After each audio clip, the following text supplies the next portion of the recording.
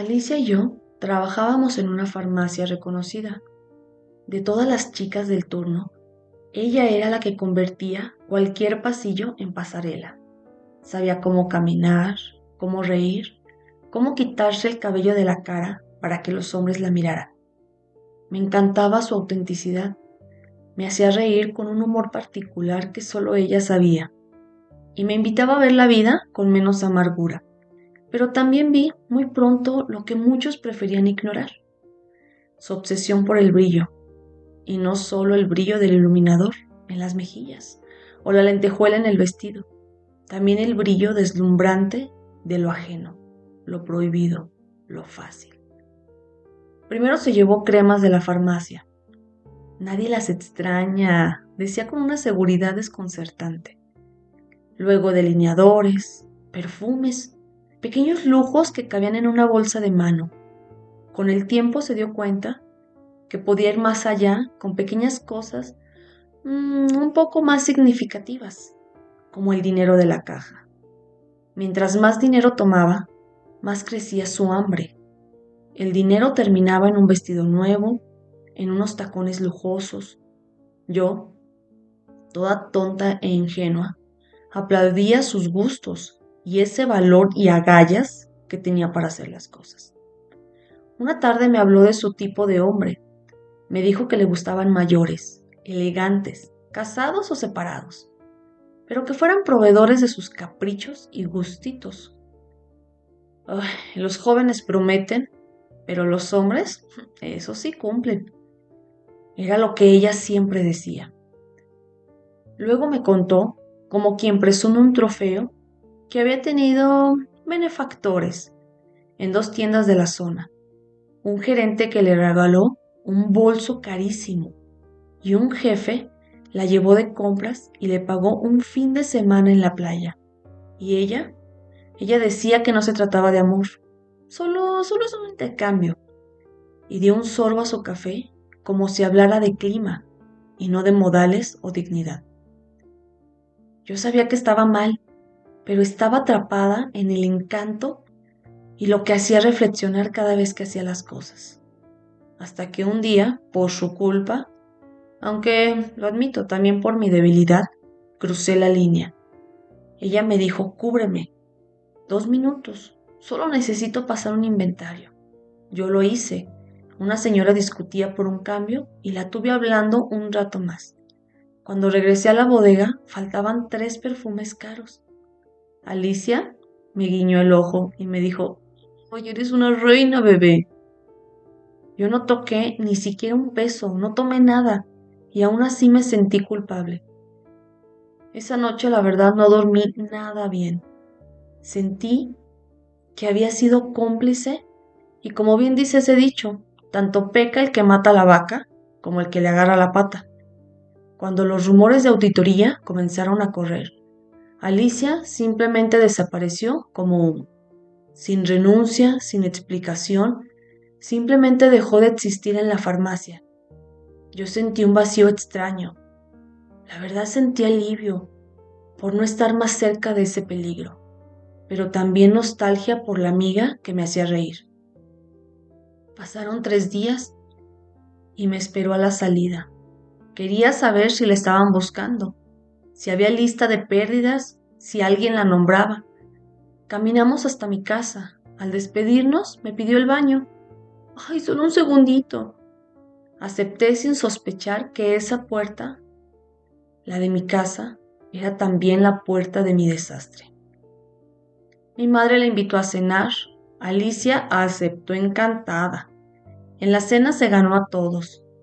Rió con mi padre, ayudó a levantar la mesa, elogió el guisado delicioso de mi mamá. Contó anécdotas. Mi mamá la volvió a invitar. Y así, como si siempre hubiera pertenecido a la familia. Alicia empezó a llegar a casa con frecuencia. Yo la sentía como la hermana que nunca tuve. Mi hermano de 13 años, ay, la veía como su amor platónico. Mi papá, como una joven respetuosa y bien hablada. Nadie imaginaba lo que vendría. Una tarde llegó llorando. Dijo que su madre le había golpeado y corrió. Mi mamá la dejó quedarse esa noche. Reconozco que ver a Alicia con mis cosas, usando mi jabón, pidiéndome una blusa, me removió algo, pero a la vez me conmovió que por fin alguien la ayudara sin condiciones. Salimos a una fiesta y yo le presté un vestido. Brilló como siempre entre los chicos. Noté que se le acercaba a los hombres con facilidad y con una mirada directa, sonrisa breve, la palma en el antebrazo como si fuera un accidente. No era exhibicionismo, era cálculo, y yo lo justifiqué diciendo, sí, así es su forma de ser. En casa, sin embargo, su atención tenía dirección hacia mi padre. Le decía, ¡ay, qué bien le queda el traje, señor! Midiendo la formalidad exacta para que nadie pudiera acusarla de coqueta. Se ofrecía ayudar en lo que fuera, pero elegía los momentos en los que mi papá estaba cerca, como limpiar la mesa, llevarle un vaso de agua, preguntarle por su trabajo. Yo la miraba y algo se quebraba dentro. Una punzada de celos, de alarma, de impotencia, porque yo sabía que ella era capaz de todo. Decidí hablar con ella. La enfrenté en la cocina, lejos de mi mamá, lejos de mi papá, y le dije, te vas hoy, no eres ya bienvenida aquí en la casa. Y Alicia no discutió, solo sonrió, con esa sonrisa con filo, y susurró, ay, como quieras. Antes de irse, me abrazó y al oído me dijo, las puertas que se abren a veces ya estaban rotas. No entendí del todo, pero algo me hizo sentir un escalofrío. Creí que había terminado ahí todo. ¡Ay, qué ingenuidad la mía! Ella ya conocía nuestros horarios, cuando mi papá salía, cuando mi mamá iba al mercado, cuando yo llegaba de la farmacia. Sabía que mi padre era un hombre atento, que trataba a mi madre con cariño, que era proveedor y compañero fiel. Alicia, amante de lo ajeno, no solo quería cosas, quería una vida que no le pertenecía. Pasaron semanas, mi padre comenzó a llegar tarde. Primero 15 minutos, luego una hora, después noches con el pretexto de cierres y reuniones. La casa se llenó de gritos, de silencios, de puertas que se cerraban demasiado fuerte. Yo quise arreglarlo, fui al trabajo de mi papá a buscarlo. Y ahí estaba Alicia en la acera de enfrente, apoyada en un poste, con un vestido indecente y un perfume que me recordó a nuestra bodega.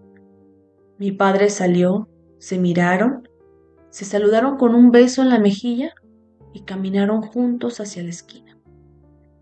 No lo pensé, me lancé, la tomé del cuello, le grité que era una hipócrita desgraciada. Lloré, pataleé, y mi padre me separó como pudo y me gritó, ¡ya basta, hija!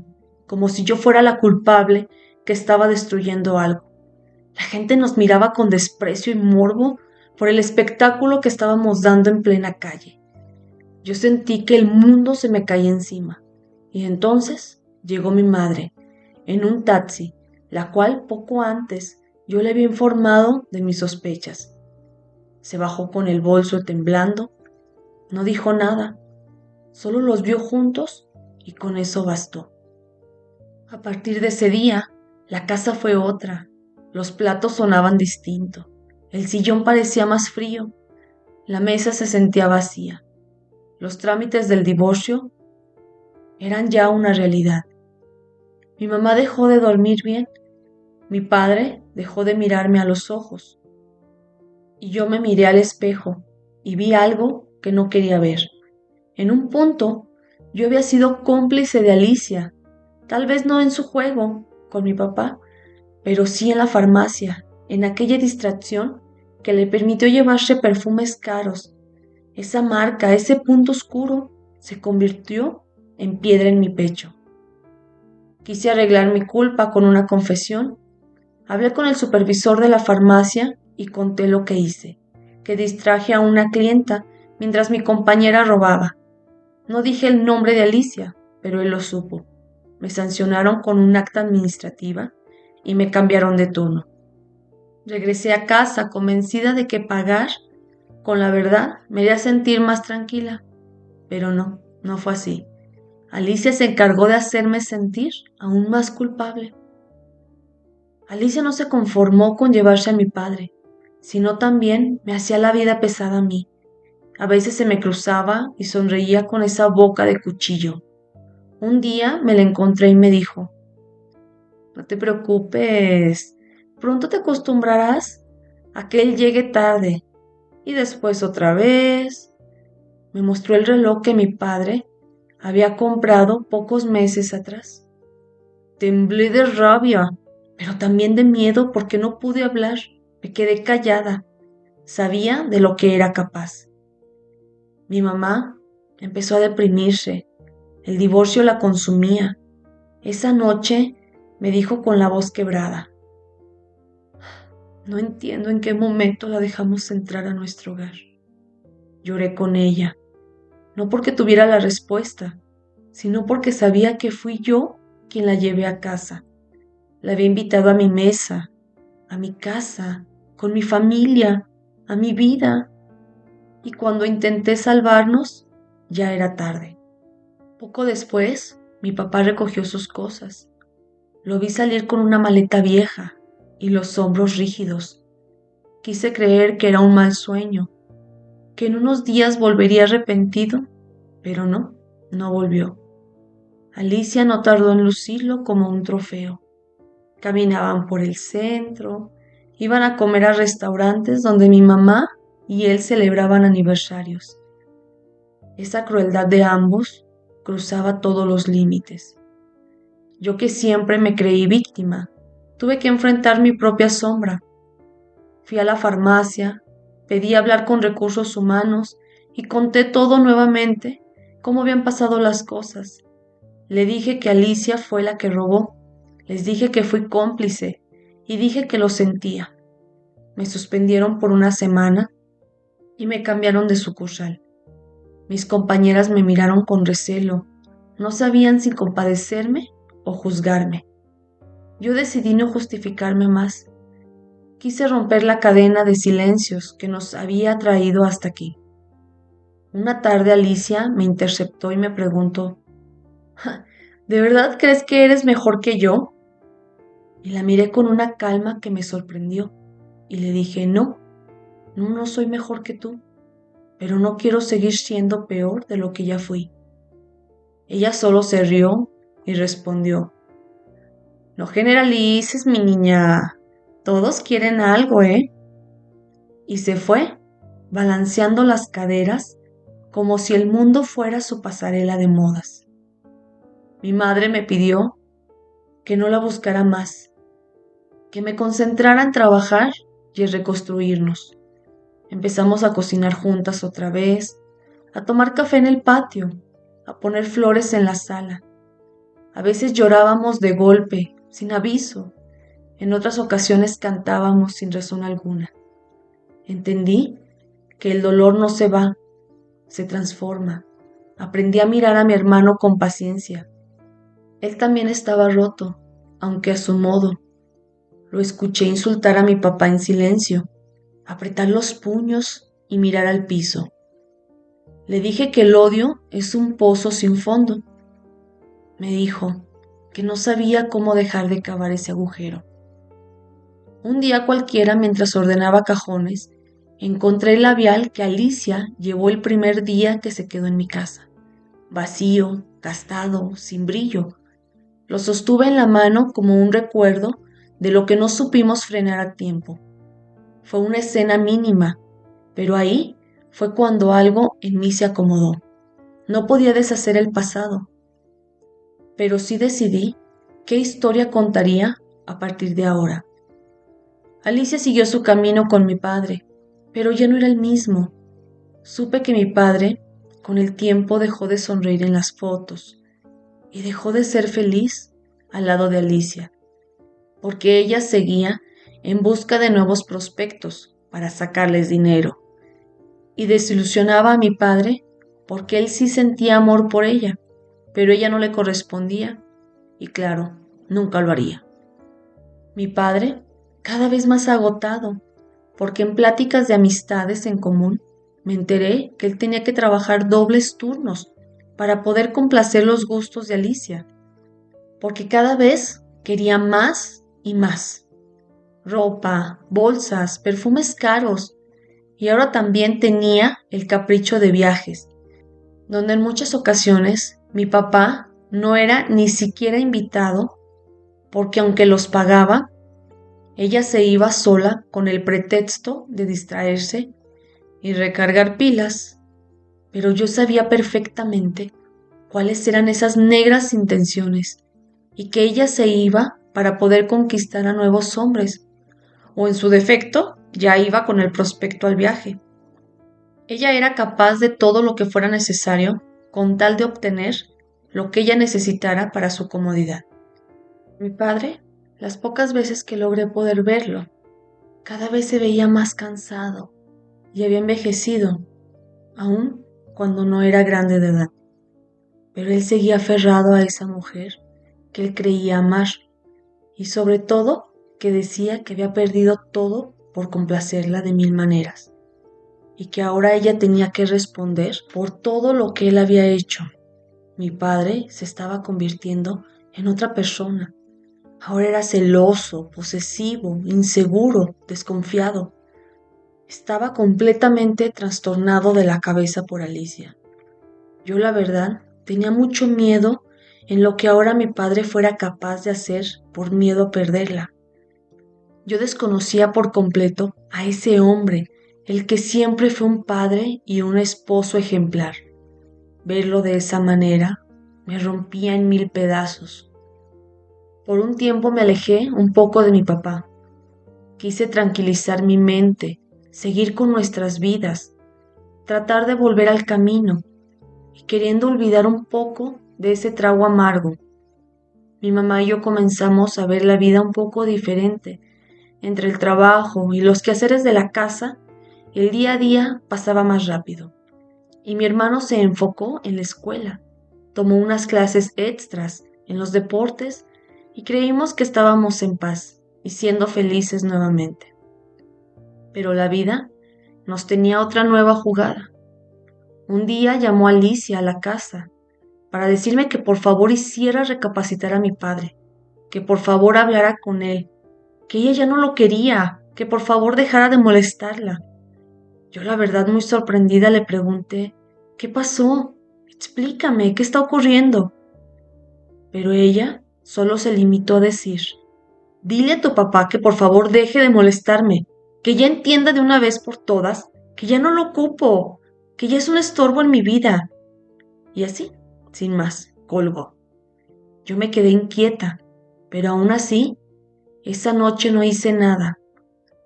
Al día siguiente salí temprano a buscar a mi papá a su trabajo, pero no lo encontré. Y las personas que trabajan con él me dijeron que tenía varios días que no se aparecía. Eso rápidamente me inquietó. Me fui a seguir buscando en los lugares que frecuentaba cuando estaba con nosotros, pero en ninguno lo pude encontrar. Regresé a casa tarde. Por suerte, ese día era mi descanso en la farmacia. Llegué a casa. Mi mamá ya me estaba esperando para decirme que Alicia nuevamente había hablado a la casa para maltratar y decir que ya la dejáramos en paz, que no soportaba estar cargando con ese peso tan enorme que era mi padre. Le dije a mi mamá, la verdad no sé qué más hacer. Fui a buscarlo a todos los lugares, pero no lo encontré. La verdad no sé qué esté pasando con mi papá y esta mujer, pero no es nada bueno, mamá. Nuevamente nos fuimos a dormir, pero inquietas, porque no sabíamos hasta dónde podían llegar alguno de los dos. En la madrugada sonó el teléfono, pero no alcancé a contestar. Dejó de sonar cuando iba llegando yo a la sala. Regresé a mi cuarto con mil cosas en la cabeza, y a la media hora sonó el timbre de la casa. Me paré, abrí rápidamente la puerta, y era un oficial de policía que iba a preguntarnos si conocíamos a Pedro Arbizu. el nombre de mi padre.